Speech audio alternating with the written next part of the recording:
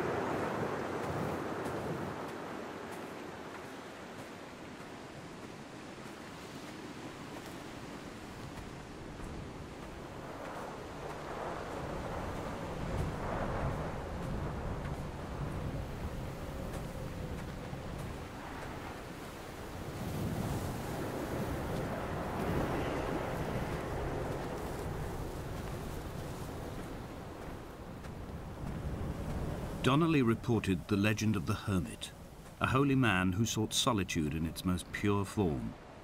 Allegedly, he rode here from the mainland in a boat without a bottom, so all the creatures of the sea could rise at night to converse with him.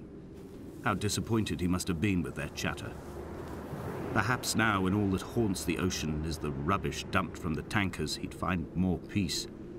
They say he threw his arms wide in a valley on the south side, and the cliff opened up to provide him shelter. They say he died of fever 116 years later.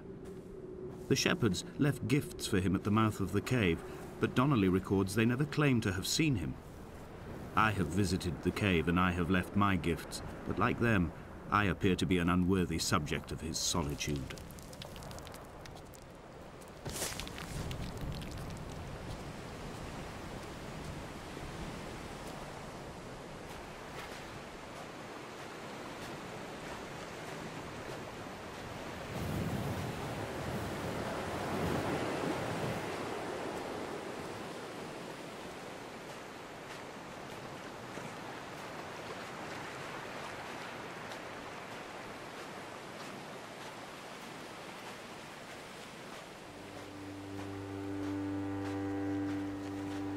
Those islands in the distance, I am sure, are nothing more than relics of another time, sleeping giants, somnambulist gods laid down for a final dreaming. I wash the sand from my lips and grip my wrist ever more tightly. My shaking arms will not support my fading diaries.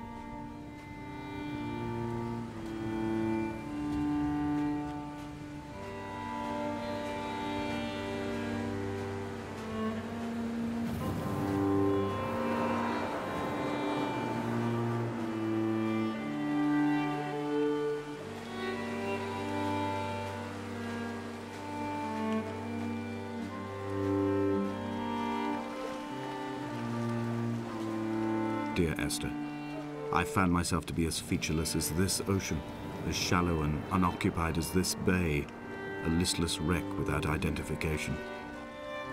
My rocks are these bones, and a careful fence to keep the precipice at bay. Shot through me caves, my forehead a mount. This aerial will transmit into me so. All over exposed, the nervous system, where Donnelly's boots and yours and mine still trample. I will carry a torch for you. I will leave it at the foot of my headstone. You will need it for the tunnels that carry me under.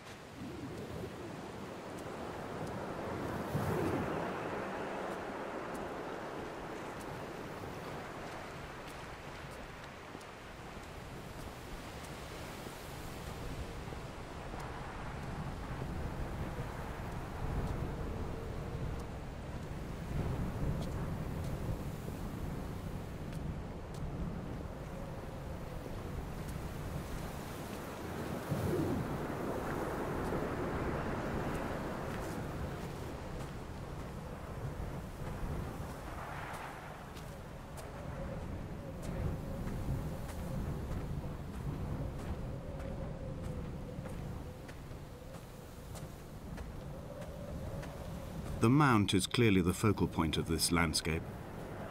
It almost appears so well placed as to be artificial. I find myself easily slipping into the delusional state of ascribing purpose, deliberate motive to everything here. Was this island formed during the moment of impact? When we were torn loose from our moorings and the seatbelts cut motorway lanes into our chests and shoulders, did it first break surface then?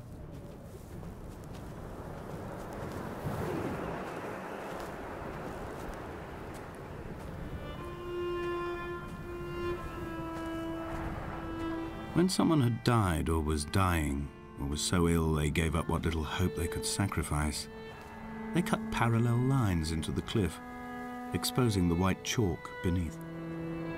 You could see them from the mainland or the fishing boats, and know to send aid or impose a cordon of protection, and wait a generation until whatever pestilence stalked the cliff paths died along with its hosts. My lines are just for this, to keep any would-be rescuers at bay. The infection is not simply of the flesh.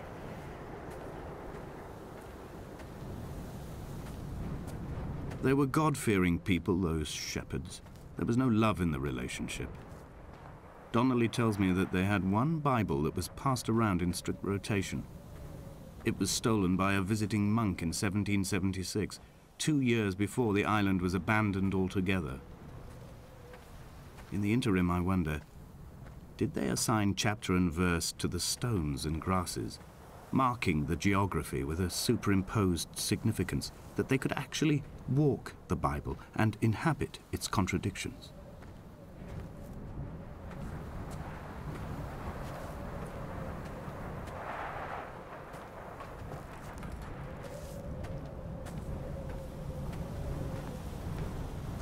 Dear Esther, I met Paul. I made my own little pilgrimage. My Damascus, a small semi-detached on the outskirts of Wolverhampton. We drank coffee in his kitchen and tried to connect to one another. Although he knew I hadn't come in search of an apology, reason or retribution, he still spiraled in panic, thrown high and lucid by his own dented bonnet. Responsibility had made him old. Like us, he'd already passed beyond any conceivable boundary of life. I threw my arms wide and the cliff opened out before me, making this rough home. I transferred my belongings from the bothy on the mount and tried to live here instead. It was cold at night and the sea lapped at the entrance at high tide. To climb the peak, I must first venture even deeper into the veins of the island, where the signals are blocked altogether. Only then will I understand them, when I stand on the summit and they flow into me, uncorrupted.